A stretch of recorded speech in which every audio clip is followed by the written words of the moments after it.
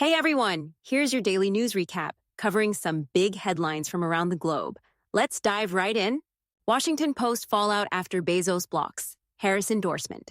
The Washington Post is facing intense backlash after its owner, Jeff Bezos, reportedly blocked the paper from endorsing Kamala Harris for president. This decision has led to more than 200,000 subscriber cancellations and prompted the resignation of 2 columnists and 2 editorial board members. Former executive editor Marcus Broccoli noted the situation is colossal and worsened by the lack of explanation from Bezos. Editorial board member David Hoffman, who resigned, stated, "The Washington Post's editorials have long stood as a beacon, but silence here is untenable." Bezos' decision also raised concerns about his business interests, as Blue Origin holds major government contracts, and Amazon once sued the Pentagon, alleging Trump's influence over military contracts.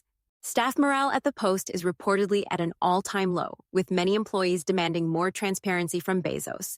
Joe Rogan's Kamala Harris interview stalled by campaign conditions.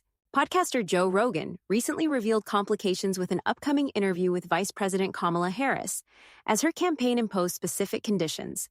The campaign requested that Rogan travel for the interview and limited the conversation to an hour, which Rogan felt was restrictive. He expressed his preference to conduct the interview at his Austin studio, saying he wants an open and relaxed conversation with Harris. While Harris's campaign has yet to comment, Rogan recently hosted former President Trump in a lengthy interview, during which Trump discussed his 2020 election claims and hinted at including RFK Jr. in his cabinet if re-elected. Actor Jay Johnston sentenced for role in Capitol riot. Actor Jay Johnston, known for his roles on shows like Bob's Burgers and Arrested Development, has been sentenced to a year in prison for his role in the January 6th Capitol riot. Johnston admitted to joining rioters in pushing against police at a tunnel entrance and recording parts of the incident. During sentencing, he expressed regret, saying he complicated police efforts and added that he lacked political awareness at the time. Johnston, who pleaded guilty to interfering with police, faces up to 5 years but received a lighter sentence. The judge allowed Johnston to report to prison at a later date, considering his family obligations. Mass protests in Georgia over alleged election fraud. Thousands gathered outside Parliament in Tbilisi, Georgia, to protest alleged election fraud in the recent parliamentary elections. President Salome Zurabichvili, who supports the opposition, joined the calls for an investigation, stating that the results do not reflect the will of the people. The ruling Georgian Dream Party, however, stands by its 54% victory. The European Union, NATO, and the US have all called for a thorough investigation into these fraud allegations. The arrival of Hungarian Prime Minister Viktor Orban, who congratulated Georgian Dream on their victory, has further stirred controversy, especially among EU allies critical of Orban's socially conservative stance. New U.S. regulation on airline refunds. The U.S. Department of Transportation introduced a new regulation on Monday, mandating automatic refunds for passengers whose flights are canceled or significantly delayed. The rule defines significant delays as 3 hours for domestic flights and 6 for international flights.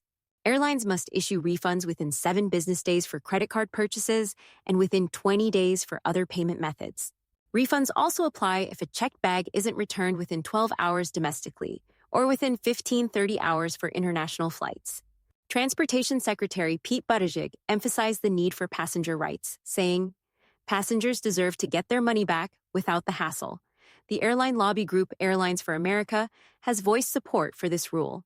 Steve Bannon, released after prison term for contempt of Congress. Steve Bannon has been released from prison after serving a 4-month sentence for refusing to comply with a congressional subpoena in the investigation into the January 6th Capitol attack. A jury convicted Bannon in 2022 on contempt charges after he ignored requests for documents related to Trump's efforts to contest the 2020 election results. Shortly after his release, Bannon is expected to resume his podcast The War Room and hold a press conference in Manhattan to discuss his experience. Sean Diddy Combs faces new sexual assault allegations. Music mogul Sean Diddy Combs is facing 2 new lawsuits alleging sexual assault of minors. One claim accuses Combs of drugging and assaulting a 10-year-old boy in 2005, while another alleges he assaulted a 17-year-old during auditions for his reality show Making the Band in 2008. Combs' legal team firmly denies the accusations, arguing they are part of an attention-seeking strategy by attorney Anthony Busby. The lawsuits follow federal sex trafficking charges filed in September, which include allegations of coercion and abuse. Thanks for watching. Be sure to like, subscribe, and hit the bell for the latest updates on these and other stories. Let us know in the comments which story you'd like us to dive deeper into. See you next time.